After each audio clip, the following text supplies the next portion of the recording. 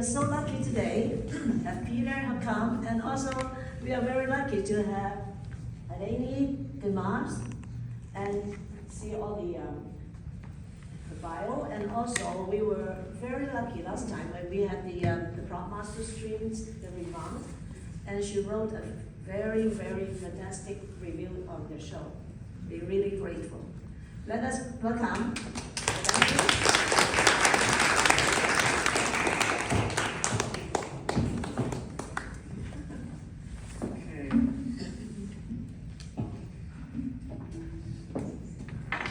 So, it's really a thrill to be here. I've been here in over a decade. The last time I was here, I was reading from my book on Iraq, Dancing in the No-Fly Zone.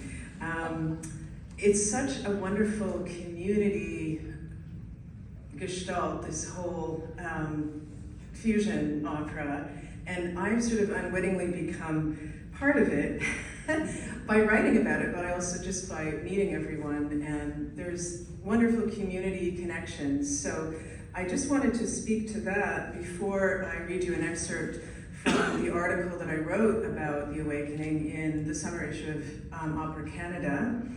I'm a fifth-generation Vancouverite, and my great-grandparents on my mother's side were Syrian Christian refugees who fled the Ottomans, settled in Prince Rupert in 1906, but some of their cousins settled in Strathcona, and many years ago I did interviews with an elderly Lebanese lady who would come over on the boat with my great-grandparents, and she talked about living in Strathcona in a small Lebanese community, and when she got, well, she said she went to school in the afternoon, and went to school in the morning, and in the afternoon she sewed lingerie for the local working girls, and then when she got married, she said they had a traditional wedding feast, and they went to the three households back and forth, throwing rose petals and ululating, at the doorway.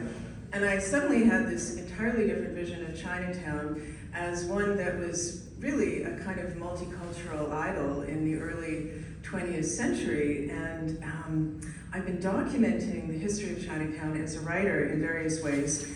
And I just wanted to bring your attention to two publications where I document that. One, of course, is the aforementioned summer issue of Opera Canada. You might still be able to find it at Chapters, but and otherwise I think you can buy it online. And then the current issue of Border Crossings, which is a great Canadian cultural magazine out of Winnipeg.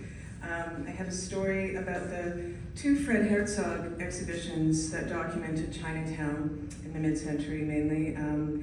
One was at the Equinox, it's over. The other sort of sister exhibition is still on until the end of December at the Chinatown Storytelling Center.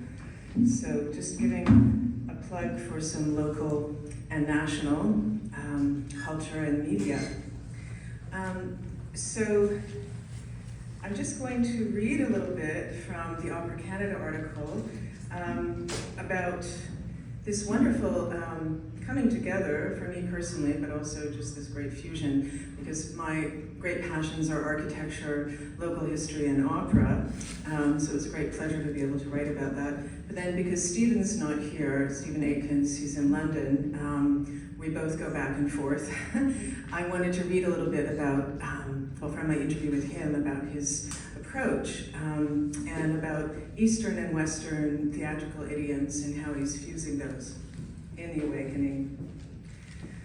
So the Opera Canada article begins with, even while Vancouver's Chinatown is under consideration for UNESCO World Heritage status, it faces an existential threat from looming development as the entire city stares down plans for massive tower construction in spite of civic resistance.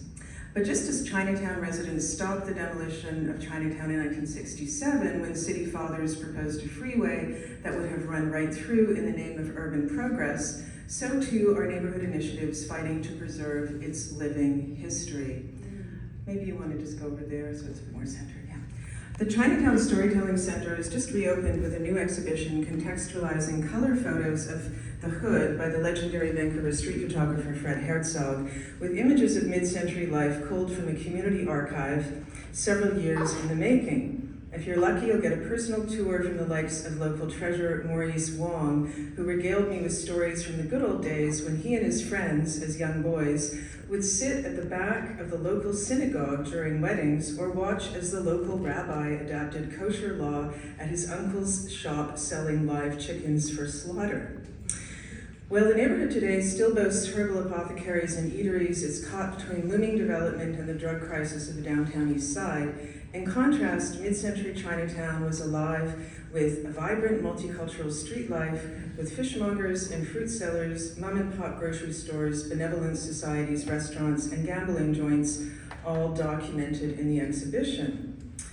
And at a recent workshop across the street at the Chinese Canadian Museum, when Vancouver Cantonese Opera's founder and artistic director Rosa Chang unveiled plans for a new opera directed by internationally known playwright Stephen Aitkins, it felt like the characters described were pulled straight from the photo exhibition at the Storytelling Center.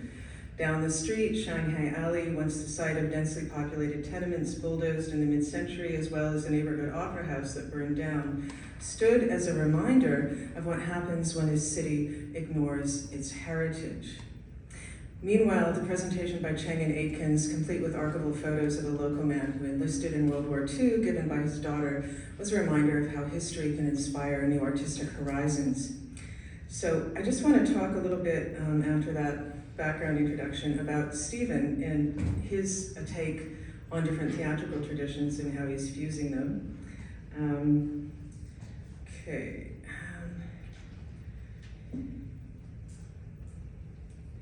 So, after receiving degrees at Simon Fraser University, Aitkins' professional practice led him to independent performance and new media production houses across Canada and the United States. As a student of both Bertolt Brecht and Antonin Artaud, who borrowed heavily from Asian theater, he is acutely aware of his rather delicate role as a cultural translator in a fusion opera. It's all about Western people seeing in other cultures and other forms what we feel ours lacks, he says. We always look with these hungry eyes at what is new. We see what is stable and has meaning in another culture as innovative, rather than being traditionalists or collaborators with another tradition. It's an interesting idea, I think. Brecht loved the American musical and its cabaret-like potential that can create narrative and political subversion, but he also noted that same aspect in Chinese theater. Western theater is representational, Aitkins says, and Brecht liked the presentational quality of Chinese theater, which overlaps with Western opera and cabaret. In Asian theater, there isn't a sense of being the character. Instead, he says, there's a sense of presentation, like in an Indonesian shadow puppet play. It's performative, he says, but not in a superficial way, rather in a way that has some dramatic impact. Well, Atkins points out that certain Brechtian techniques, like breaking the fourth wall, were likely influenced by his study of Asian theater. He notes that they already existed in both Shakespearean plays and American musical theater. The idea of the gesture being symbolic rather than naturalistic, something that Brecht named the alienation effect, is what Aitkins finds fascinating in Asian theater. He will play with ideas of both Asian and Western theatrical traditions in his libretto and direction. Working closely with Chang on all aspects of the production, he hopes to achieve what Italian theater director Eugenio Barba called productive misunderstanding. Although the two don't share the same cultural references or experience, they have much to learn from each other. It's a situation where you're living and creating within each other's worlds and developing meaning through that. Rose's world and my world are different culturally, but we are both Canadian and we both share Canadian history. I can see the pride in being Canadian, I can see the sacrifice of going and fighting in a war for Canada. Being from a marginalized community myself, I can see the struggle to be heard and to be seen as equal. Their collaboration, says Aitkins, is about constantly making little tiny steps forward. As an example, he cites a scene inspired by an excellent high-speed Cantonese rap song that reminded me of Hamilton, he says. I showed Rosa a few scenes from Hamilton, but she didn't like the melodies because they're too flat. Not having the same cultural references, he says, is part of the struggle, but it's also part of the adventure because you can introduce each other to new experiences. Chang notes her own struggle with reducing traditional Cantonese opera to a more condensed form and toning down the dramatic gestures. For Aikens, the process was not dissimilar. He began writing the libretto by dedicating 6 or 7 pages to each act with a very long Western-style story that included dialogue. So we had large dialogue, overloaded with subplots and character development, and allusions and metaphors, and then we had to reduce it back into a musical form that worked for Cantonese opera. The process of reduction, expansion, and reduction is still ongoing, he says, following the presentation at the Chinese Canadian Museum and moving into a community workshop this fall, where they will cast many residents as chorus members. So I will leave you with that, but I just have to say that I'm holding out for a cameo as one of the Lebanese neighbors. And I have to say, this whole celebration of community is so important, especially right now when we have to be incredibly vigilant about the rights and privileges that we enjoy, and remembering my own great-grandparents who wouldn't have made it if they had come a few years later into North America. Their passport was stamped Asiatic because they were Ottomans.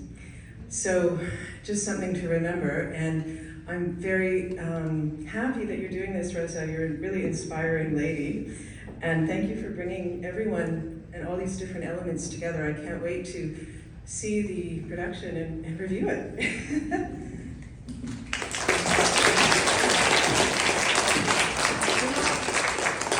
going to be in our show, The Awakening. She's an opera singer. I'm also a singer, and Peter is a wonderful accompanist and composer, and we worked together before. We played the Showboat.